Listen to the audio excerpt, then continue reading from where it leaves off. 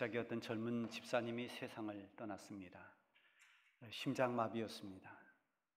덩치가 상당히 좋은 분이었는데요.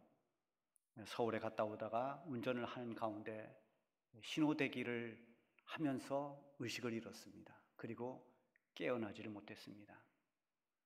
그래서 장례를 치르는데 집에서 염을 했습니다. 저도 알코올 솜을 이렇게 시신을 이렇게 닦아주는 그 일을 보조하면서 그 숙달된 장로님들이 염하는 것을 처음부터 끝까지 옆에서 같이 이렇게 보조하면서 다 지켜봤습니다. 아마 그것이 집에서 치르는 장례의 마지막이 아니었나 그런 생각이 듭니다. 지금 이제 장례 문화가 다 바뀌어서 모든 염이나 이런 입관하는 것을 장례식장에서 다 맡아서 전문가들이 합니다. 이런 장례 문화, 또 여러 가지 문화가 시대가 지나면서 조금씩 자꾸만 바뀌어집니다. 지난 수요일 날 밤에 우리 최솔 전도사님이 시골에서 집을 짓고 집들이를 하는데, 첫날은 동네 분들 모셔서 잔치를 하고, 두 번째 날은 또 친척들이 와서 잔치를 하고, 세 번째 날은 교회 성도들을 초대해서 잔치를 하고, 이렇게 여러 번 집에서 직접 음식을 만들어서 집들이를 했다, 그런 얘기를 했습니다. 불과 그렇게 오래된 일이 아닙니다만은 지금은 이런 집들이 문화가 거의 없어졌죠. 이런 것뿐만이 아니라 여러 가지 명절 문화도 많이 바뀌었습니다.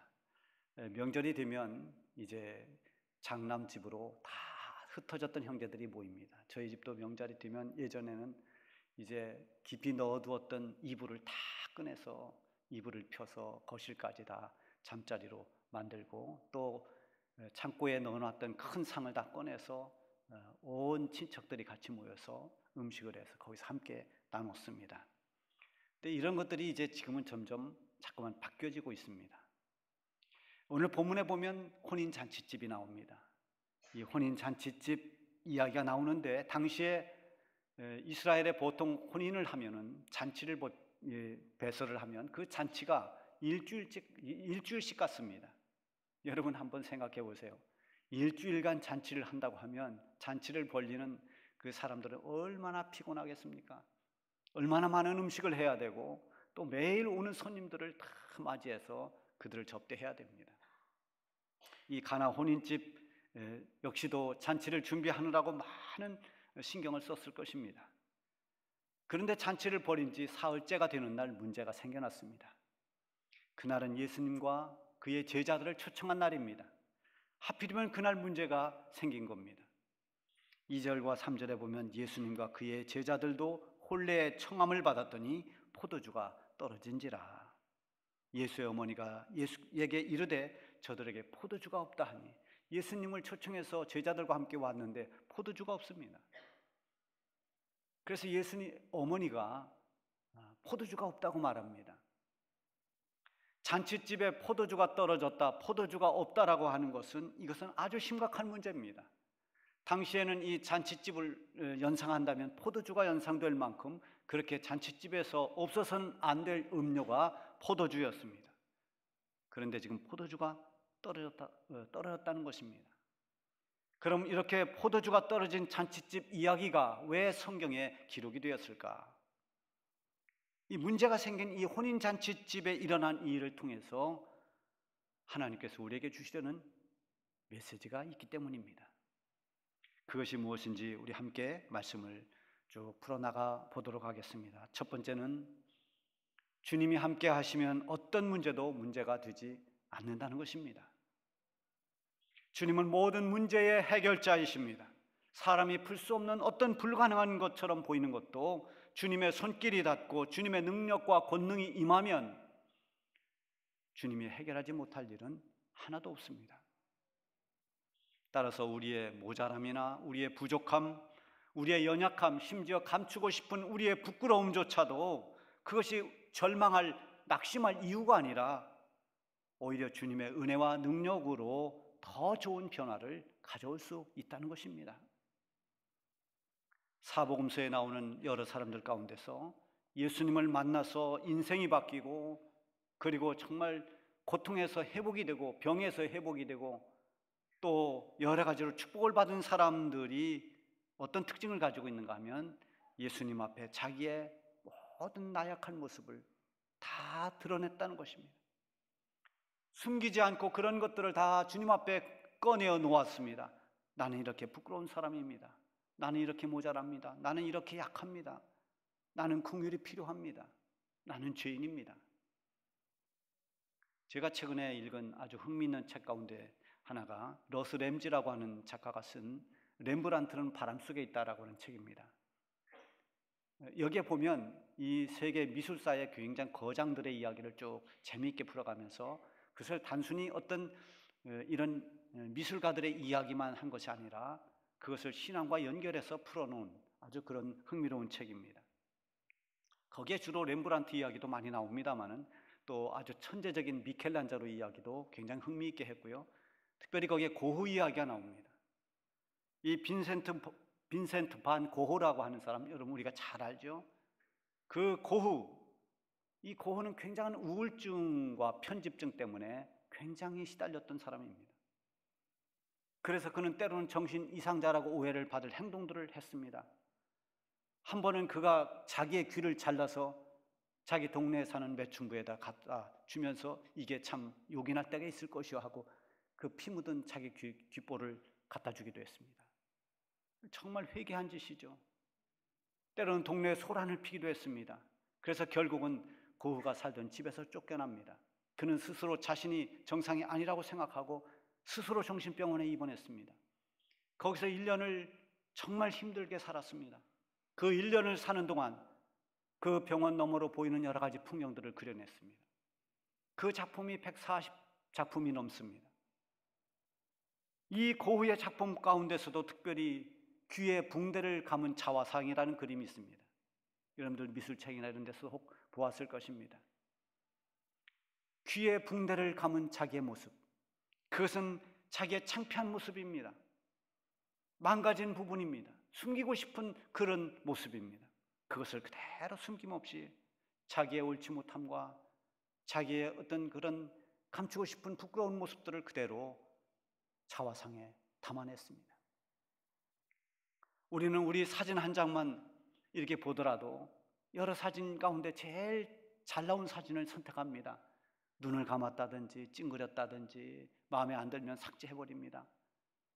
잘 나온 사진만 골라도 다행이죠. 요즘에는 뽀샵도 하고 또 뭐 V라인도 만들고 깎기도 하고 해서 어떻게 보면 사진만 봐서는 실물하고 잘 구분이 안 되는 경우도 있습니다. 어떻게 해서라도 좋은 모습을 보이려고 하는 게 우리의 본능인데 이 고흐의 귀에 붕대를 감은 자화상은 정말 자기가 감추고 싶은 그런 수치스러운 모습을 거기다 다 담아냈다는 거죠. 드러냈다는 것입니다.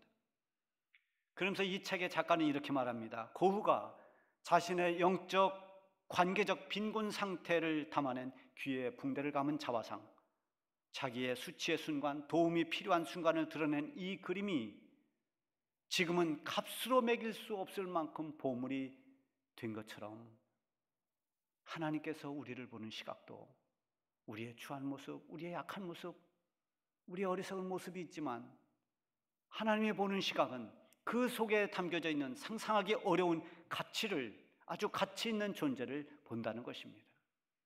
이게 하나님의 시각이라는 거죠.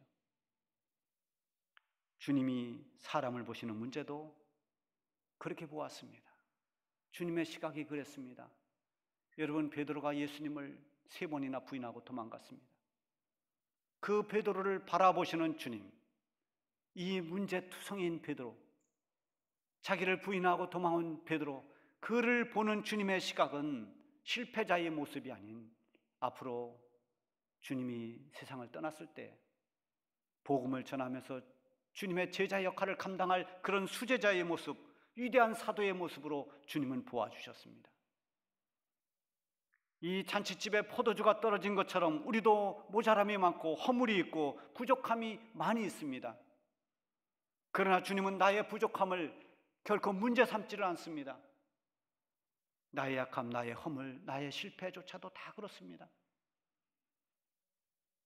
나의 약함을 주님 앞에서 감추려고 할 필요가 없습니다. 나의 단점과 부족을 위장하지 말고 그대로 주님 앞에 다 진솔하게 내어 놓아야 됩니다. 주님의 도움을 받아야 됩니다. 주님께서 나를 만져주실 때 우리의 모습은 약하지만, 우리는 부족하지만 주님의 은혜 안에서 새로운 변화가 일어나는 것입니다. 예수님께서 비유로 말씀하신 바리새인과 세리의 기도도 마찬가지입니다. 거기 나오는 바리새인은 온통 자기의 의로 포장했습니다. 나는 이런 사람입니다. 나는 대단한 사람입니다. 다른 사람과 차원이 다릅니다. 나는 이렇게 합니다. 자기 의를 자랑하는, 자기 의로 가득 차 있습니다. 그러나 세리는 감히 하늘을 쳐다보지도 못하고 가슴을 치면서 기도합니다. 하나님이여, 나를 불쌍히 여겨주십시오. 저는 죄인입니다. 자기를 죄인이라고 고백하며 머리를 숙이고 회개하는, 불쌍히 여겨달라고 하는 이 세리의 그 기도를 받으셨다는 것입니다. 이 비유를 통해서 가르쳐 주시는 것이 무엇입니까? 자기의 부족과 허물을 문제로 두지 말고 주님 앞에 내어놓으라는 것입니다.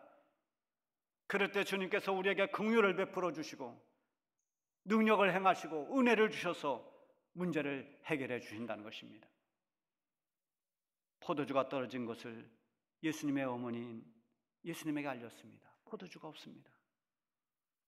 문제가 생겼습니다. 문제를 감추지 않고 예수님 앞에 내어놓았습니다. 결국은 예수님으로 말미암아서 떨어진 포도주 문제도 해결하고 이 잔치집이 다시 기쁨을 찾았습니다. 나의 부족함을 주님 앞에 내어 맡길 때 주님은 주님의 권능과 은혜로 우리의 부족을 채워주시는 것입니다. 여러 가지 기도 가운데 고백 기도라는 게 있습니다. 이것은 우리가 주일날도 그 순서에 있습니다마는 우리의 허물과 우리의 잘못, 우리의 여러 가지 죄를 주님 앞에 고백하는 것입니다. 그럴 때 주님이 그 우리의 연약함을 불쌍히 여기고 만져주십니다. 찬송가 364장 가사에 보면 이때껏 지은 큰 죄로 내 마음 설고 아파도 참마음으로 뉘우쳐 다 숨김없이 아뢰면 주 나를 위해 복주사 새 은혜 부어주시네. 나는 부족하고 나는 허물이 많아서 그것을 정말 뉘우치며 숨김없이 주님 앞에 아뢰면 주님이 나를 복을 주시고 새로운 은혜로, 새로운 변화로 그렇게 은혜를 부어주신다는 것입니다. 이것이 진정한 신앙 고백의 노래입니다. 주님이 계시지 않는다면 우리의 문제는 그대로 문제로 남아있을 것입니다. 우리의 문제는 실패와 불행으로 그냥 끝나고 말 것입니다. 그러나 우리에게는 문제의 해결자 되시는 예수님이 계십니다. 어떤 문제라도 주님께 아뢰고 주님 손에 의탁할 이유가 우리에게 있습니다. 우리는 당당히 그렇게 하라고 주님 말씀하십니다. 물이 변해서 포도주가 되듯이 멸망이 구원이 되고 불행이 감사가 되고 약함이 강함이 되는 역사가 일어나는 것입니다. 여러분, 우리의 모자람, 우리의 부족함, 그것 때문에 실망하지 말고 문제를 해결하시는 주님 앞에 내어놓으면 주님께서 우리를 통해 새로운 변화를 일으켜 주실 것입니다. 두 번째는 이 변화된 포도주의 기적은 순종을 통해서 이루어진다는 것입니다. 예수님의 어머니 마리아가 포도주가 떨어진 것을 예수님께 말씀드릴 때 예수님은 별 반응이 없었습니다. 시큰둥했습니다. 나하고 무슨 상관이 있습니까? 그러나 그것이 거절의 의미가 아니라는 것을 알았습니다. 예수님은 예수님만이 이 문제의 해결자라는 것을 의심하지 않았습니다. 마리아가 잔치집 하인들에게 하는 말을 보면 그 사실을 알 수 있습니다. 5절에 보면 그의 어머니가 하인들에게 이르되 너희에게 무슨 말씀을 하시든지 그대로 하라. 예수님이 어떤 말씀을 하든 그대로 하라. 여기 핵심이 무엇입니까? 무슨 말씀을 하시든지 그 말씀이 너희들의 마음에 들든 들지 않든 너희들 생각에 옳든 그르든 가감없이 순종하라는 것입니다. 주님 말씀에 너의 생각과 네 기준과 네 잣대를 들이대지 말라는 것입니다. 주님 말씀하시면 오직 믿고 순종하라는 거죠. 드디어 예수님께서 하인들에게 말씀하셨습니다. 항아리에 물을 채워라. 6절에 보면 이 항아리 용도가 나옵니다. 거기에 정결 예식에 따라 두세 통 드는 돌 항아리 6이 놓였는지라. 정결 예식에 따라. 이건 정결 예식용 돌 항아리입니다. 거기에 쓰는 물입니다. 그러니까 사람들이 손님이 올 때 이 6개의 놓인 돌 항아리에 채워진 물로 손을 씻습니다. 또 흙먼지로 더러워진 발을 씻습니다. 손과 발을 깨끗이 씻는 정결 예식용 물입니다. 예수님께서 물을 채우라는 이 항아리는 포도주 항아리가 아닙니다. 포도주 통이 아닙니다. 손님들이 방문할 때 그저 정결하게 손발을 씻는 그 예식용 물 항아리입니다. 거기다 물을 채우라는 겁니다. 그런 포도주가 떨어졌는데 지금 돌 항아리에 물을 붓는다는 것은 문제 해결과 아무 상관이 없습니다. 일반적인 상식이나 합리성 여기에 대치되는 것입니다. 납득되는 일이 아닙니다. 주님 말씀에 순종한다고 하는 것은 내 생각에 납득이 되고 내가 옳다고 판단되고 내 생각에 맞다고 생각하는 것만을 순종하는 게 아닙니다. 무슨 말씀을 하시든지 주님께서 하시는 말씀이기 때문에 순종하는 것입니다. 그것이 옳다라고 내가 판단했기 때문이 아니라 주님이 말씀하셨기 때문에 순종하는 겁니다. 여러분, 사복음서에 보면 베드로가 밤새도록 고기를 잡다가 빈 그물만 건져 올렸습니다. 그날 밤은 고기가 잡히지 않았습니다. 그래서 고기 잡는 것을 포기하고 그물을 수선하는데 예수님이 오셔서 말씀하십니다. 저 깊은 데로 가서 그물을 내려 고기를 잡으라. 여러분, 이거 생각해 보세요. 지금까지 고기 잡았습니다. 안 잡힙니다. 지금은 때가 아닙니다. 인간적으로 볼 때 이것은 도무지 이해할 수 없는 말씀입니다. 자기가 금방 직접 경험했던 그 경험에 비추어 볼 때 전혀 맞지 않는 말입니다. 그러나 베드로가 이 말씀을 예수님이 하셨다는 것에 초점을 맞췄습니다. 그리고 그렇게 말합니다. 우리가 밤이 새도록 수고하였으나 얻은 것이 없지만은 말씀에 의지하여 그물을 내리리이다. 그리고 가서 그물을 내렸습니다. 그 순종의 결과는 놀라웠습니다. 그물이 찢어질 만큼 고기가 잡혔습니다. 그것보다 더 귀한 것은 그것을 계기로 예수님의 부름을 받고 제자의 길을 가게 됐습니다. 여러분, 이 가나 혼인집 하인들의 순종의 결과도 참 놀라웠습니다. 항아리 아귀까지 가득가득 채운 물이 질 좋은 포도주로 변화됐습니다. 그 맛을 본 연회장은 이것이 어떻게 해서 이런 좋은 포도주가 났는지 알지 못했다고 했습니다. 보통 잔치를 벌이면 처음에는 질 안 좋은 포도주를, 질 좋은 포도주를 냈다가 사람들이 취해서 이제 어느 정도 지나면 그 다음에 질 나쁜 것을 내놓는데 이 집은 갈수록 이렇게 맛있는, 이렇게 좋은 포도주를 남겼냐? 모르는 거죠. 그런데 그 물을 순종해서 떠다 부은 하인들은 그 비밀을 알았다고 했습니다.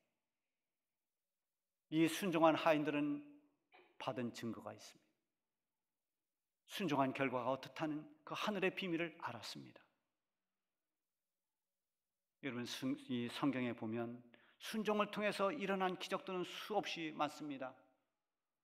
그러나 순종하는 사람만이 순종을 통해서 이루시는 하나님의 능력, 하나님의 권능, 그 섭리를 아는 것입니다. 그리고 그것을 통해서 하나님을 더 신뢰하게 되는 것입니다. 여러분, 우리가 우리의 판단을 내려놓고 주님 말씀에 순종하면 순종을 통해서 이루시는 하나님의 놀라운 능력과 기적을 보게 될 것입니다. 세 번째는 가나 혼인집 포도주 사건을 통해서 주님께서 영광을 나타내셨다 그랬습니다. 11절에 보면 예수께서 이 첫 표적을 갈릴리 가나에서 행하여 그의 영광을 나타내심에 제자들이 그를 믿으니라. 물이 변해서 포도주가 되는 이 기적 사건을 기적이다 이렇게 표현 안 하고 표적이다 라고 했습니다. 갈릴리 가나 혼인집에서 첫 번째 표적이다 그랬어요. 자, 표적도 역시 기적이지만 표적이 다른 점은 기적을 통해서 거기에 반드시 상징적인 의미가 있다는 것입니다. 기적은 기적 자체로서 놀라운 일이지만 이 표적은 그것을 통해 말씀하시려고 하는 그 무엇이 있다는 것입니다. 그래서 표적은 미러클이라고 하지 않습니다. 기적이라 하지 않고 사인이라고 표현합니다. 하나님의 사인, 하나님의 징조, 하나님 뭔가 이걸 통해서 말씀하시려고 하는 그 무엇. 가나 혼인집에서 보여주신 물이 변해서 포도주가 되는 그 표적은 무엇을 의미하는 사인일까요? 겉으로 보면 포도주가 떨어져서 잔치집에 포도주를 해결하고 문제를 해결한 것입니다. 포도주가 모자라서 걱정을 하고 있는 이 잔치집의 걱정을 떠나가게 하고 다시 기쁨을 회복시킨 것입니다. 이게 우리가 겉으로 드러난 이 혼인 잔치집의 사건의 모습들입니다. 그런데 표적으로서 예수님이 말씀하는 것이 있습니다. 예수님은 손발을 씻는 그 물 항아리에 물을 채우라고 하십니다. 그 물을 포도주로 바꾸어 주셨습니다. 여기에 비밀이 있습니다. 여기에 아주 중요한 사인이 있습니다. 정결 예식용으로 사용하는 이 물 항아리의 물은 사람의 손과 발을, 겉을 깨끗하게 씻어 정결하게 할 수 있습니다. 그러나 그 물로는 우리 속에 있는 더러운 여러 가지 죄를 씻을 수가 없습니다. 그래서 예수님은 항아리의 물을 포도주로 바꿔주셨습니다. 물과 포도주는 완전히 다른 것입니다. 그렇다면 이 기적의 포도주가 보여주는 사인은 무엇일까요? 그것은 바로 훗날 예수님이 흘리실 피인 것입니다. 그때그때 손발을 씻듯 일시적으로 죄를 씻는 율법의 돌 항아리의 물이라면 예수님의 대속의 죽음으로 흘리신 그 보혈은 물이 변해서 문제를 해결한 포도주가 되는 것입니다. 예수님의 피만이 우리의 모든 죄를 사해 줄 수 있습니다. 우리의 모든 죄를 깨끗이 씻어낼 수가 있는 것입니다. 혼인잔치집의 문제는 돌 항아리에 수백 개의 돌 항아리 물이 있다 하더라도 그 물로는 해결하지 못합니다. 오직 포도주가 있어야 포도주가 떨어진 그 문제가 해결됩니다. 예수님은 물이 변하여 포도주 되게 하심으로 문제를 해결하셨을 뿐만 아니라 후에 이 표적에 의미하는 것처럼 자신의 피로 모든 죄 문제를 해결해 주셨습니다. 우리는 그것을 믿고 구원받은 것입니다. 예수님은 이 표적 사건을 통해서 자기의 영광을 나타냈다고 했습니다. 물이 변해서 포도주 되게 하신 예수님을 보니 형용할 수 없는 하늘의 영광이 가득했습니다. 제자들은 예수님께서 행한 일들을 보면서 또 예수님이 나타내신 그 주의 영광을 보면서 예수님이야말로 하나님의 아들이시오, 우리의 구주임을 그들은 확실히 믿었습니다. 여러분, 가나 혼인 잔치집에서 예수님이 보여주신 것들은 제자들에게 큰 받은 증거가 됐습니다. 예수님이 함께 하시니 어떤 부족함도 문제가 되지 않는다는 걸 보았습니다. 하인들의 순종이 얼마나 놀라운 결과를 가져오는지 똑똑히 보았습니다. 그리고 이 모든 것을 통해서 주의 영광이 나타나는 것을 보았습니다. 여러분, 우리에게도 세상을 살면서 여러 가지 문제가 있을 수 있습니다. 그 문제를 감추지 말고 부끄러워하지 말고 주님을 신뢰하며 주님께 내어놓으십시오. 그리고 주님 말씀에 철저히 순종하며 주님을 따라 보십시오. 그리할 때 새롭게 변화시키는 주님의 능력을 경험하게 될 것입니다. 주님의 놀라운 영광을 우리도 보게 될 것입니다.